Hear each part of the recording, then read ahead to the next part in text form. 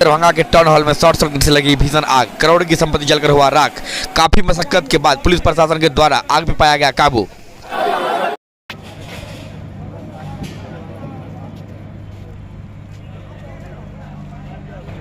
असल में अभी जो है एक बैग मैं भी यहाँ पे आया था क्योंकि सुबह 8 बजे से लाल बाग का लाइट कटा हुआ है, ट्रांसफार्मर का प्रॉब्लम था, तो मैं देखने के लिए आया था तो उसमें कैसे ये होगा।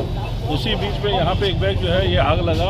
अब आग का वजह जो लगता है सो शायद शॉर्ट सर्किट होगा, लेकिन जिस तरह का ये भयावह आग लगा था इसके लिए तो भाई मैं तो तहे दिल से शुक्रिया करता हूँ हमारे वार्ड के सारे लोगों का और आसपास के लोगों का, जिन्होंने बड़ा तत्परता करते हुए और हर तरफ से हम लोगों ने जो है प्रशासन को और सब लोगों को खबर किया, मेयर साहब को खबर किया, इन्होंने भी जो है सारा काम छोड़ के और तुरंत भागते हुए वो तो आइन टाइम पे माशाल्लाह बहुत अच्छे से एक्टिव होकर के यहाँ पर रोकथाम कर लिया बच गया, लेकिन फिर भी इस तरीके का नहीं होना चाहिए था। क्या था ये शॉर्ट सर्किट की वजह से था क्या? नगर निगम परिषद प्रदूषण मांगता है। अच्छा था, अब मान लीजिए कि प्रदूषण अभी जो शहर की स्थिति है प्रदूषण को लेके काफ़ी लोग चिंतित हैं। जी। तो अब माना जाए कि इसका सीधा प्रभाव अब लोगों के बीच में पड़ेगा और लोगों को जानकारी नहीं मिल पाएगी कि शहर की क्या स्थिति है प्रदूषण का। नहीं, वो जल्दी जितना भी जल्दी होगा ये चीज़ तो इन्फॉर्मेशन होना चाहिए ना कि हमारा प्रदूषित कितना है नहीं है, हमारा शहर कितना सुरक्षित है या नहीं है। ये चीज़ तो अगर यहाँ पर नुकसान हुआ है तो इसकी भरपाई भी जल्द से जल्द होगी। कितना का नुकसान हुआ होगा मैडम?